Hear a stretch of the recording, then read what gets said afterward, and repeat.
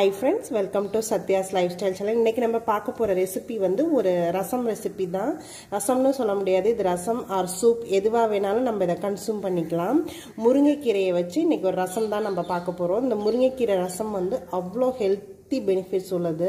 இப்போ நம்மளுக்கு iron deficiency இருக்கு, ஹீமோகுளோபின் கம்மியா இருக்குன்னா இந்த மாதிரி ரசத்தை வந்து நம்ம வீக்லி ஒன்ஸ் வந்து எடுத்துக்கிறது ரொம்ப நல்லது. இதை நம்ம ரொம்ப வீக்கா இருக்கும் அப்படின்னா ஆல்டர்னேட் டேஸ் கூட எடுத்துக்கலாம். இதை நம்ம எடுத்துட்டு நம்ம ஹீமோகுளோபின் செக் பண்ணி பார்க்கும்போது நல்லா இன்க்ரீஸ் ஆயிருக்கும். அது மட்டும் இல்லை, இப்போ கை கால் வலி சளி அதிகமாக இருக்கு அப்படின்னா இது வந்து நம்ம ரெகுலராகவே ஒரு வீக்லி ட்வைஸ் ஆர் த்ரைஸ் நம்ம எடுத்துட்டு வரும்போது நல்ல பெனிஃபிட்ஸ் இதில் பார்க்க முடியும். இந்த சூப் வந்து எப்படி பண்ணலான்றதை பார்க்கலாம். இந்த முருங்கைக்கீரை சூப் பண்ணுறதுக்கு நம்ம வந்து ஃபஸ்ட்டு ட்ரையாக 2 இன்க்ரீடியன்ட்ஸ் வந்து வறுத்து எடுத்துக்க போகிறோம். நல்லா 1 ஸ்பூன் வந்து நான் சீரகம் எடுத்திருக்கேன், 1 ஸ்பூன் மிளகு,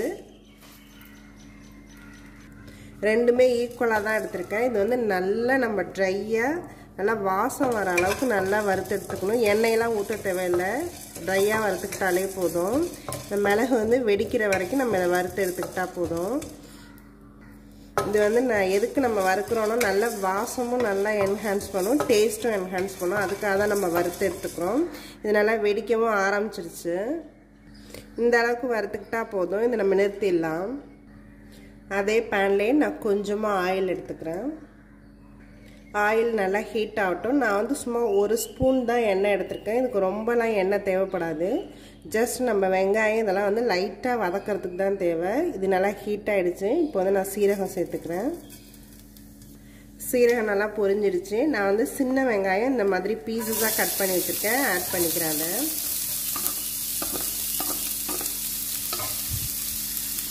இந்த சூப்புக்கு தேவையான அளவுக்கு உப்பு வந்து இப்போ நான் சேர்த்துக்கிறேன். இது நல்லா நம்ம வதக்கி எடுத்துக்கலாம். இது வந்து சின்ன வெங்காயம் தான் இதுக்கு யூஸ் பண்ணணும், அப்போ தான் அது நல்லாவும் இருக்கும், டேஸ்ட் நல்லாயிருக்கும், ஹெல்த்தியும் கூட. அதனால நான் சின்ன வெங்காயம் சேர்த்துருக்கேன். சின்ன வெங்காயம் இல்லாத பட்சத்தில் நீங்கள் வந்து பெரிய வெங்காயம் சேர்த்துக்கலாம். சூப்புங்கிறதுனால நம்ம வெங்காயத்தை வந்து நல்லா பீஸஸாக கட் பண்ணியே சேர்த்துக்கலாம். இது கொஞ்சம் லைட்டாக வதங்கட்டும். வெங்காயம் இந்த அளவுக்கு வதங்கியிருக்கு, கொஞ்சம் கிளாஸ் எஃபெக்ட் வந்திருக்கு. இப்போ வந்து நான் பூண்டு இதில் ஆட் பண்ணிக்கிறேன். பூண்டு இந்த மாதிரி பீஸஸாக கட் பண்ணி வச்சுருக்கேன், அதை தான் ஆட் பண்ணிக்கிறேன். பூண்டு வந்து நான் கொஞ்சம் நிறையாவே சேர்த்துருக்கேன், ஒரு 4-5 பல்லுக்கு மேலே சேர்த்துருக்கேன். ஏன்னா முருங்கைக்கீரை வந்து கொஞ்சம் வாய்வுங்கிறதுனால பூண்டு நம்ம அதிகமாகவே இதில் சேர்த்துக்கலாம். இதுலேயே தக்காளி வந்து நல்லா குட்டி குட்டி பீஸஸாக கட் பண்ணி வச்சுருக்கேன், அதையும் ஆட் பண்ணிக்கிறேன். நான் வந்து நல்ல ஒரு பெரிய தக்காளி பழுத்ததாக எடுத்திருக்கேன். தக்காளி வந்து நல்லா வதங்கணும், அப்போ தான் இந்த இதுக்கு வந்து நல்லாயிருக்கும். இது வந்து நம்ம சூப்பாகவும் கன்சூம் பண்ணிக்கலாம், ரசம் மாதிரி ஒயிட் ரைஸில் மிக்ஸ் பண்ணியும் சாப்பிட்றதுக்கும் இது நல்லாயிருக்கும். வெங்காயம் தக்காளி எல்லாமே இந்த அளவுக்கு வதங்கினா போதும். இப்போ வந்து நம்ம ஃப்ரெஷ்ஷாக அந்த வறுத்து வச்சுருந்தோம் இல்லையா, மிளகு சீரகம், அந்த பொடியை வந்து இப்போ இதில் ஆட் பண்ணிக்கலாம். நான் வந்து 1 ஸ்பூன் கிட்ட இப்போ ஆட் பண்ணிக்கிறேன். இதையும் நல்லா நம்ம இந்த எண்ணெயில் கொஞ்சம் லைட்டாக வதக்கிக்கலாம். சும்மா ஜஸ்ட்டு சாட்டே பண்ணால் போதும். இப்போ வந்து நம்ம தண்ணி ஆட் பண்ணிக்கலாம். நான் வந்து நல்லா ஒரு 2.5 டம்ளர் கிட்ட தண்ணி ஆட் பண்ணிக்கிறேன். 2.5லேருந்து 3 டம்ளர் வேணாலும் நம்ம தண்ணி ஆட் பண்ணிக்கலாம். ஏன்னா இது நல்லா கொதிக்கணும். இது நல்லா அந்த வெங்காயம் தக்காளி பூண்டு எல்லாமே இதில் நல்லா வேகணும். அதே சமயத்தில் நல்லா கொதிச்சு இந்த எக்ஸ்ட்ராக்ட் எல்லாம் இறங்கணுங்கிறத தான் வச்சுருக்கோம். ஸோ இது நல்லா கொதிக்கட்டும், நம்ம க்ளோஸ் பண்ணி வச்சிடலாம். ஒரு 10 மினிட்ஸ் கிட்ட இது நல்லா கொதிக்கட்டும். இது நல்லா ஒரு 5 மினிட்ஸ்க்கு மேலே கொதிச்சிட்ருக்கு. நான் வந்து இந்த வெங்காயம் தக்காளியை கொஞ்சமாக எடுத்துக்கிறேன். இதை வந்து நான் மிக்சியில் நல்லா கொஞ்சம் எனக்கு வந்து இதில் திக்னஸ் வேணும் அப்படிங்கிறதுக்காக நான் இதில் கொஞ்சமாக அரைச்சி அதை சேர்த்துக்கிறேன்.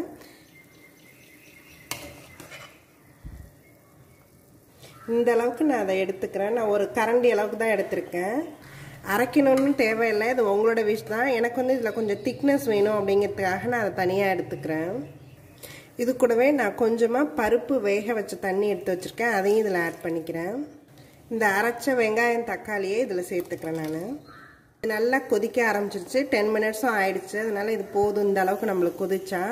நான் வந்து முருங்கைக்கீரையை இந்த மாதிரி வாஷ் பண்ணி எடுத்து வச்சுருக்கேன், அதை வந்து இதில் ஆட் பண்ணிக்கிறேன். முருங்கைக்கீரை ஆட் பண்ணோன்னா நம்ம நல்லா மிக்ஸ் பண்ணிவிட்டு ஒரு 4 to 5 மினிட்ஸ் வந்து கொதிச்சா போதும். ரொம்ப நேரம் வந்து முருங்கைக்கீரை வேகக்கூடாது. அதனால ஒரு 5 மினிட்ஸ், அரௌண்ட் 5 மினிட்ஸ் போதும். நான் இதை க்ளோஸ் பண்ணி வச்சு நல்லா ஒரு 5 மினிட்ஸ் கிட்ட ஆயிடுச்சு. நல்லா கொதிச்சு நமக்கு கீரை எல்லாமே நல்லா வெந்துருச்சு. நிறுத்துறதுக்கு முன்னாடி லாஸ்ட்டாக வந்து நம்ம அந்த வறுத்து பொடி பண்ணி வச்சிருந்தோம் இல்லையா, அதில் ஒரு 3/4 ஸ்பூன் கிட்ட நான் சேர்த்துக்கிறேன். இந்த முருங்கைக்கீரை ரசம் வந்து ரெடி ஆயிடுச்சு. இது வந்து நம்ம ஒயிட் ரைஸில் ரசத்துக்கு பதிலாக இந்த மாதிரி முருங்கைக்கீரை ரசமாக வச்சு நம்ம மிக்ஸ் பண்ணி சாப்பிட்லாம். டேஸ்ட்டு நல்லாயிருக்கும். இந்த லாஸ்ட்டாக வந்து மிளகு சீரகம் எல்லாம் வறுத்து சேர்த்தது வந்து நல்ல ஸ்மெல்லு சூப்பராக இருக்கும்.